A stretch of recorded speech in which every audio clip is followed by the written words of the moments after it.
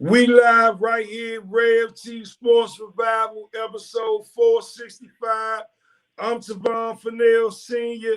Hashtag Rev T, where you can find me at all over social media at DC Hype Man, at Rev T. Also where you can find me at Twitter, TikTok, damn Facebook. YouTube, whatever. And I'm here with my man. Y'all know him from Team 9A. You know, big party on the line, Greed 34. We gonna get right into it. See, we gonna start doing things here differently. We gonna cut the time on the show, and we just gonna hit it with y'all as we go, as we feel the flow.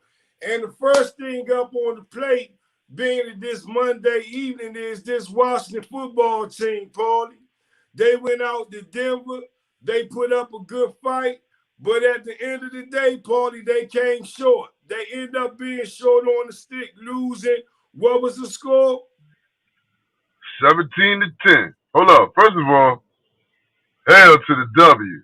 Hell to the Seven, damn W. 17-10 though, man. 17-10. 17 to 10. The Washington football team, they couldn't find the money to cash it in.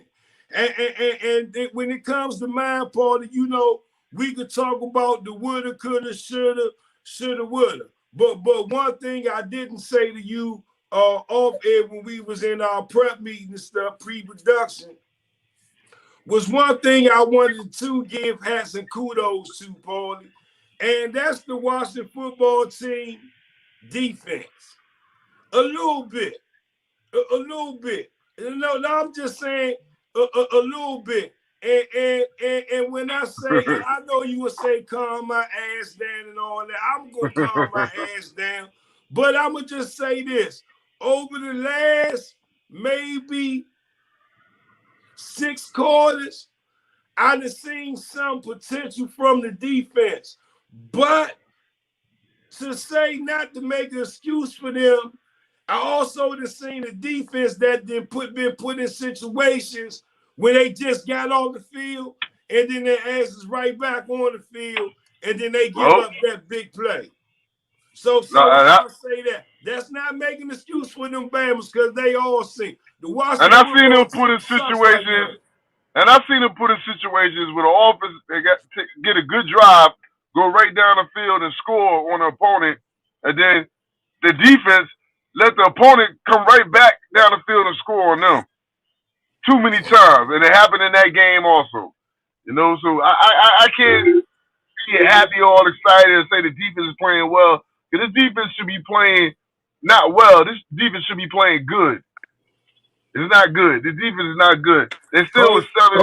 The Broncos still was 7 for what? 7 for 10 or 7 for 13 on third down.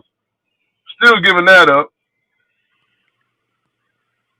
No, go ahead. No, I'm just saying we still giving that. I just made my point. I mean, I can't get all excited about the defense because they're just like the whole team, inconsistent. You know, I mean, they were so bad early on that they're playing a little bit better now that we're like almost jumping for joy because now they're just not horrible. So they're still bad. Man, I gotta say, good evening to big brother Trayvon. But Trayvon, what's going on, man? Brother James Knox, man. I'm about to sit there and read his name like he the Dickens. We gotta say, we gonna bring up Dickens, Trayvon, Charles Percival to read the minutes for them. You know what I'm saying? Party, but at the end of the day, outside of the defense, because that's not what we're going to talk about tonight. We can do that tomorrow night. That's cool, Party? Right with me, brother. Right. But let's talk about this. And I want you all to answer this question. Do you think it's time to bench Heinicke? I know everybody's saying, well, bring Terry Allen in. No. Do you go get Cam Newton? Do you go get a veteran, a proven veteran? Not some veteran backup quarterback that did flip-flop here and there, but a veteran quarterback that started some games that could get you over the hump because, let me say this, Heinicke is not coming back anymore. Heinicke came here like the hamburger from McDonald's, came in, got a whole bunch of money on his plate, and he looking at us like he didn't injure his hip in no damn game. Y'all already know the truth. He injured his hip out there at that water slide out there in Leesburg when he was out there with his kids. Now, I'm not knocking the man being with his children. Y'all already know. So that ain't coming from me. But I'm just trying to say, though, Fitz Bama got $10 million off the Washington football team. Fully, he eating good, living good out in Leesburg, right, Paul? But the team is suffering, though, right now. So, hey man, forget that. Ain't no point in talking about that dude, man. He was a bad pickup, anyways. Oh, okay. So but to answer your question, man, when he got hurt, in week 1, they should have went and signed Cam. He's the only veteran out there that got experience, that got winning experience. They should have signed Cam in week 1. They didn't. They wanted to go with Heinicke. I'm not even mad for him for that. But if you wanted to go with Heinicke, then you needed to run an offense that's conducive to a guy who hasn't played, has no real playing experience and has some limitations at the position. But you're not doing that. And I can take that back to the Broncos game on Sunday, man. Look, every time we let the running game be the lead, the offense look good. But every time we try to just throw the ball, shotgun, that's when he starts to struggle. You know, he's not Dan Marino. All right? He's the type of quarterback that you have to be able to lean on the running game and mix things in. And you just can't be a dominant passing game with Taylor Heinicke. You know, but like I said, they're saying that they should have signed Cam Newton after week 1. I wouldn't be mad if they signed him today and have him ready to start against Tampa Bay on the Sunday after next. Right. Well, as far as we know, what's coming out of Ashburn, Rivera has said he's sticking with his quarterback and he's sticking with that Bama blew it. He blew it. Them kicks. Right, they should have cut. He should have been cut today. Right. But hold on, get not to defend that Bama, but they should fire that special team though. They should fire that special teams kicker coach. No. They should fire no special teams coach. The dude should have been cut today. He's just a guy off the street they took a shot at.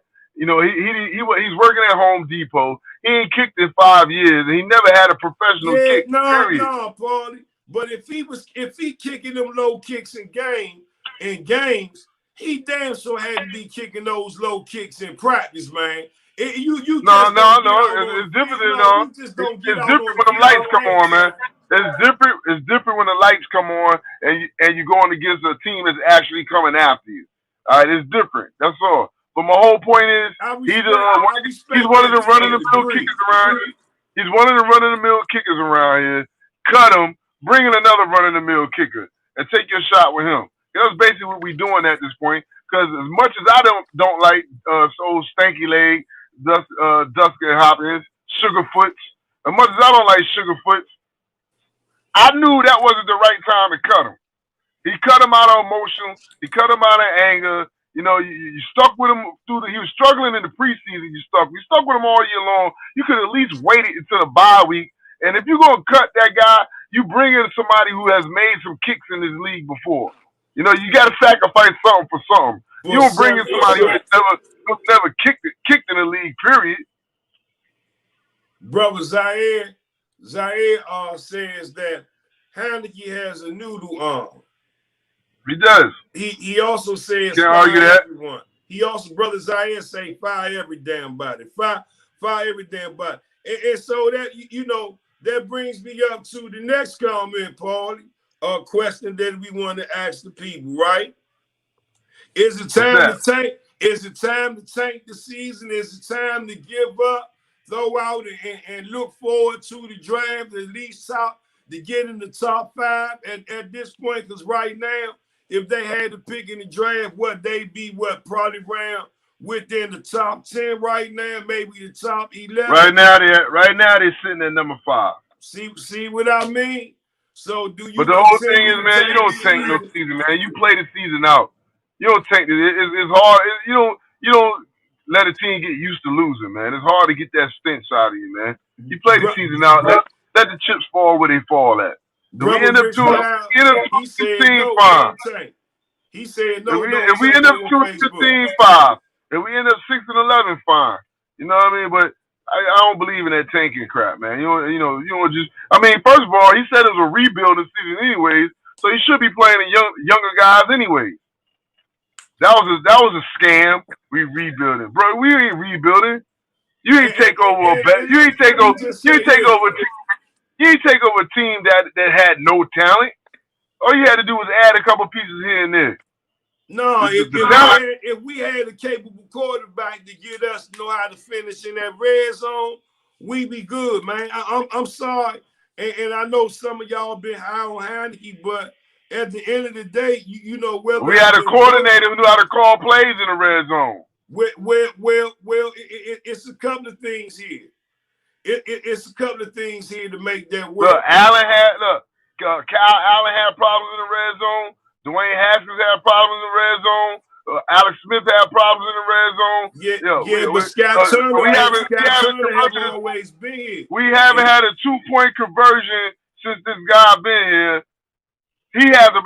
Yeah, you're right. Players got to play. Players got to execute. You're 100% correct. But the coaches got to put them in the best possible position to be successful also, and he don't always do that.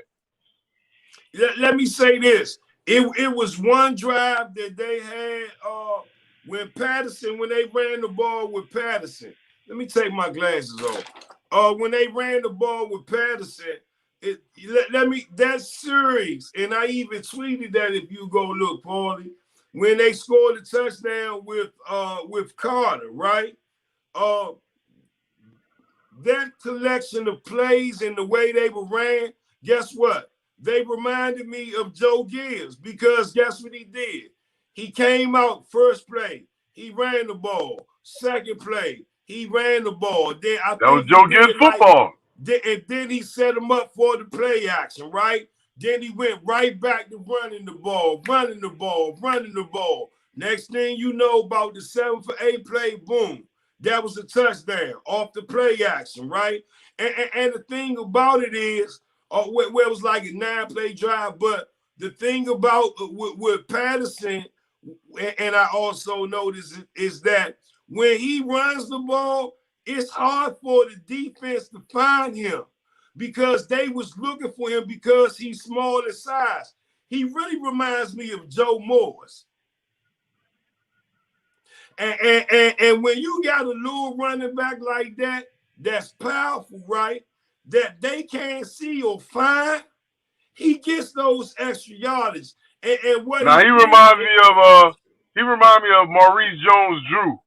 Okay, I can take that too. But what he did though for that offense, and what he did for that offensive line, with his play, we talking about John Patterson here on the Red T Sports Revival, is that he was able, for when they brought in McKissick, when they brought in even Anton Gibson for a couple of plays during that series, they were able to get yards. You know why?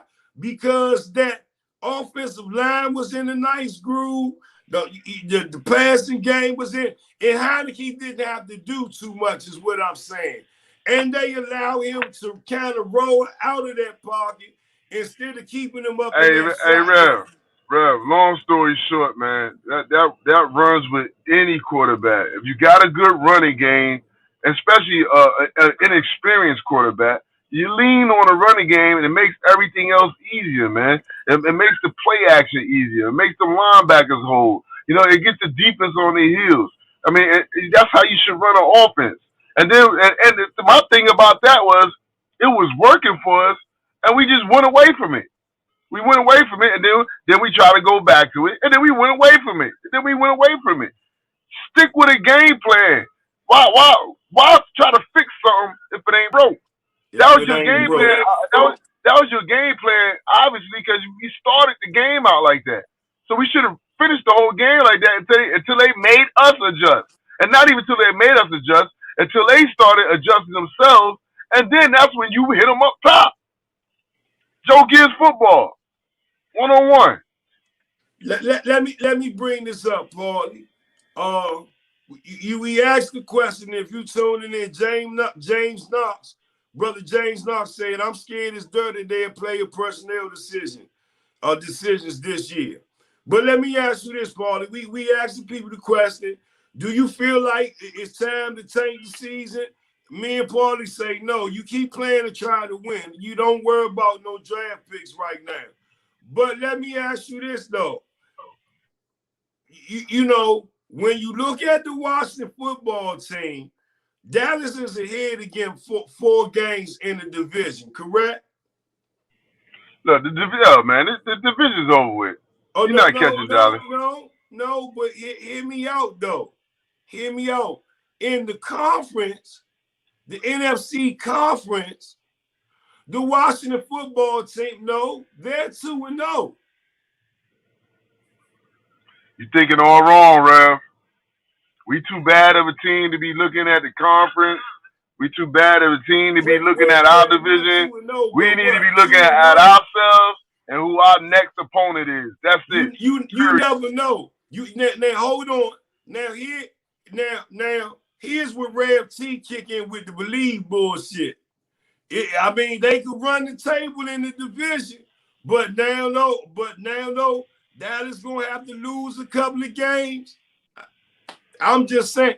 I'm not saying I'm not. Listen, I'm not saying it's not possible. Okay. What I'm saying, the mindset should be right now. Right.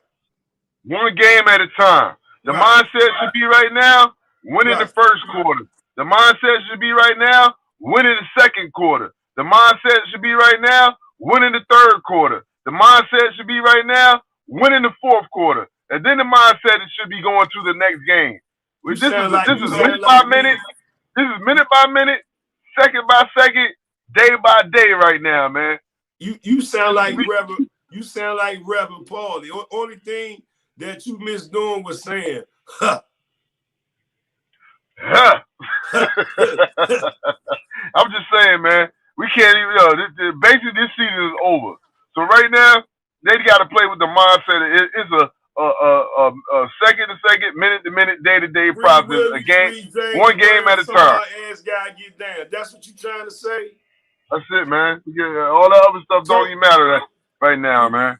Before we let the people go and we be back, we listen here. Our new theory is we not gonna sit up here for no whole damn hour doing the show. When we want to do that, we gonna do that. But for now, we just gonna think about stuff. And we just gonna start recording shit and then talking about it with y'all. Understand, this ain't scripted, this ain't the condition, this some real shit right here. And if you mad or if you happy about the Washington football team or whatever the hell else you want to talk about pertaining to sports, we gonna let you do that. Unscripted. Oh yeah, because we. You know, we got to start getting into that NBA a little bit too. You know what I mean, right? Right now, we got to do this WFT. A little bit good. I don't like saying Wizards. But we got to do the WTF. I did say WTF. We got to do this WTF therapy right now. You know what I mean? But you know, as things go along, we start getting into the holidays and stuff. You know, we got to start talking about that round ball, man. Kumbaya. Hey, but Paulie, though, real quick before we get out of here, you know, this weekend, man, I was on a couple of adventures and stuff and everything. I went and shot a commercial coming out to the people real quick, real soon, shortly. And I had the opportunity to go hang out with some kids with autism and Down syndrome over at the Indigo Therapeutic Center over there in Clinton, Maryland. Hey, that's always a beautiful thing, bro. You know what I mean? I know that's close. I know that's close to your heart. You know what I'm saying? That's always a beautiful thing, brother. I met a little boy, 11 years old. His name, I'm gonna just call him T because I didn't ask his parents. Could I put his whole name out there, right? Little T though, right? You know. And he's 12 years old in the 7th grade. And I asked him for a couple of things that he wanted. And one of the things he said he ended up hustling me for is a bird. Paulie, look at my eyes, Paulie. You should have got him a bird, bro. I'm gonna go get Give him a little parakeet. I'm gonna go get the little boy a parakeet. He stay over there in Mayfair Mansion, over there in Paradise. Yeah, but talk to his parents first, because they don't want to talk to his parents first, because they don't want to be cleaning the cage. I already asked my older. No, he told me first he wanted a dog, and she said no. Then he said, "Can I have a cat?" I said, "His mother said no." I said, "What, a bird?" She looked at me, and I looked at her. I said, "One thing you gotta do is just change the, the cage or whatever, the bottom and stuff, and get a bird water and food. The bird will be all right." She said, "Okay, you can get him a bird." So we gonna make that happen and stuff. And for the little girls, they like those LOL surprise the little things, whatever the LOL things is. So y'all want to get with me on, y'all want to make a donation or something to the, it's not for me, it's for the Indigo Therapeutic Center down there in Clinton, Maryland, for those children with autism and Down syndrome. And I do this because I'm not trying to get no special perks or privileges from nobody, especially the Washington football team. I do this, Paulie, and I say this to anybody else. Why? Because I live this life. I'm a proud Downs Dad. You know what I'm saying? I wouldn't trade that shit in for nothing. So, but at the end of the day, though, that's to just let y'all know. Let's get to some of these comments before we get out of here, and then set up the game plan for the next shit before we get for the next show, right? Hey, whatever you say, bro. Where's Toothpick? Is Toothpick doing the show right now? Nah, he ain't doing this show. Send him an invite real quick. See if he comes on real quick. James Knox say, "Hey, there go brother Authentic. What's up with you? Yo. So glad to see you, man. What's going on with your Giants?" Authentic should be getting ready for that game. This should be kicking off. This should already kicked off right now. Go down with your Giants. Give us a score real quick, man. And I'll make sure I drop you a dime to get you into the show, right? We see you. James Knox say, "It's time for Norv Turner to help his son through his red zone and other limitations. They didn't ever got, they ain't ever got to make it public, but that work needs to be done." Oh man, he say they already down 7-0 already. God damn. Hey, come on, man. Come on, man. I got the Giants at the 10 points. Let's go. He said they got a red zone pick. What's going on, brother? He said they got a red zone pick, and then he said we gave it right back to KC. Tyreek Hill on 3rd down for the touchdown. Let's go, man. I got the Giants at the 10 points, man. I watched your podcast twice last week. You convinced me. You talking? Come on now, let's go, bro. You able to talk to your boys. Don't be like that. You gotta get them going, man. But look though, Paulie, I think it's about time for us to get up out of here. They got that football game on now. But we gonna be back tomorrow, Wednesday night. Hell, we might be back tomorrow during the Tay time. Hold on real quick. 15 minutes. Go ahead, Paulie. Hold on real quick. I think Pick trying to get in. Hold on. Go ahead, keep going, man. You got Toothpick trying to get in? Yeah, we about to find out right now. But at the end of the day, when it all comes down to it, Paulie, the Washington football team, log in real quick. They kind of control their own destination. Log in real quick. I just sent you the stream. That'll be a bet, Authentic, and I'll make sure that you will get the link before we do the show, so you can come talk about what's going on with the Giants, especially after tonight, because it looked like y'all about to get y'all ass whipped the way it sounds that y'all playing already. Hey, one thing about that game is though, KC ain't got a defense either, so they can get that right back. Well, KC ain't even really have a defense when they was in the damn Super Bowl. No, they had a solid defense. They had a solid defense, man. Man, their defense was solid, man. Yo, their defense was solid. Listen, you thinking about that like the same way you think about the Rams, the greatest show on turf, but they had a solid defense too. Because they got so much offense, you're not really thinking about their defense. But this year, their defense sucked. Their defense sucked this year. Like our defense, but our defense been looking good the last couple of games though, Paul. So I ain't even gonna hate on no band. Oh no, I think my music and work and stuff, everything down. And I think I got the phone lines open and everything, Paul. You can get real busy next time. But anyway, though, Paulie, set us up for the next time we come back. Well, you put it out there. You gonna lead the way. So what? Yeah, man. So hey, set us up for the next show. What we gonna come back with them with? So I mean, you know what? Let's talk about we talked about what went wrong in the quarterback today. Let's talk about Ron Rivera on the next show, man. You know what I mean? Let's talk about his year 2 as the head coach or as the king of the kingdom. That's basically what he is. Let's do he's the king of this kingdom. Let's talk about his ups and his downs. You know what I mean? Let's do that. So let's do this. We already said we was going to hit the defense, right, about yesterday's game, right? So let's hit the defense. Let's hit Jack Del Rio's ass, and then let's hit Ron Rivera's ass and go home. Now, we support Ron with his battle with cancer and stuff. We support him, man. We love him for that. But now, when it comes to coaching, coaching, I'm about to say, man, no disrespect and none of that. You know, my heart goes out to him and his family and anybody who's going through that in that situation. I really do. But we're not gonna use that as a crutch.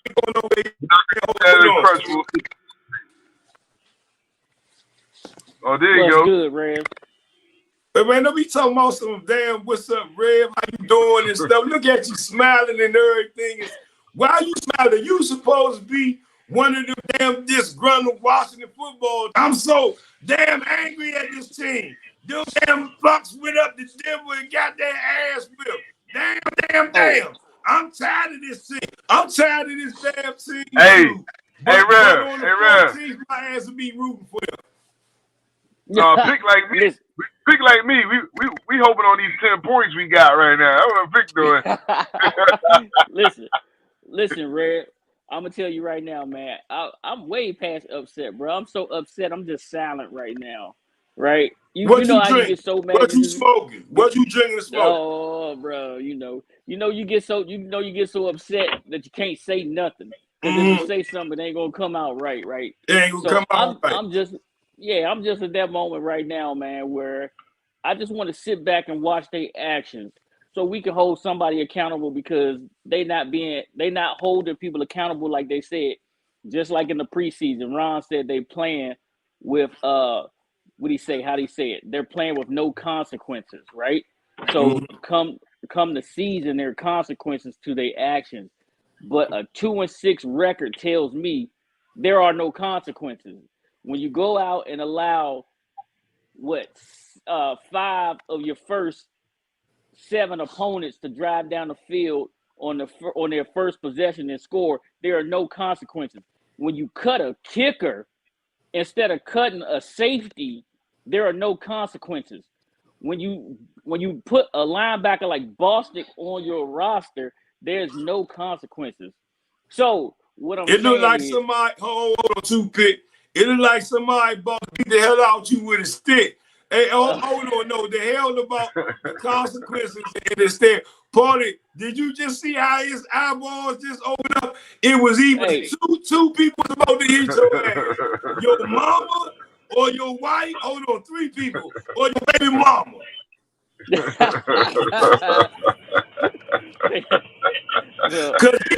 a fool, man. Jesus don't hit nobody like that. That wasn't no Jesus. Hey, Pick.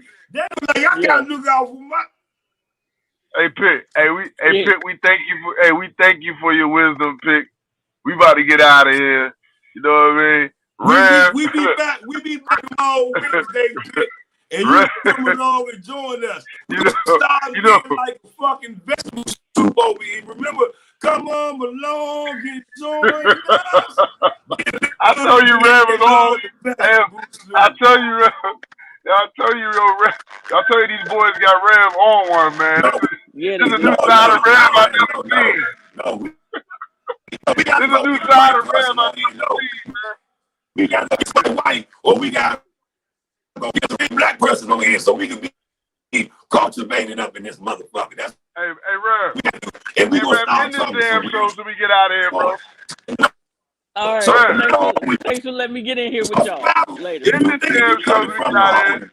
L to the W, baby. I'm Javon Fennell Sr. Hashtag DC Hype Man. You never know, that's two big hands over there. Hold on. That's Green 34 point. And that's too big from First Stream Podcast. You have to be joining us sometimes.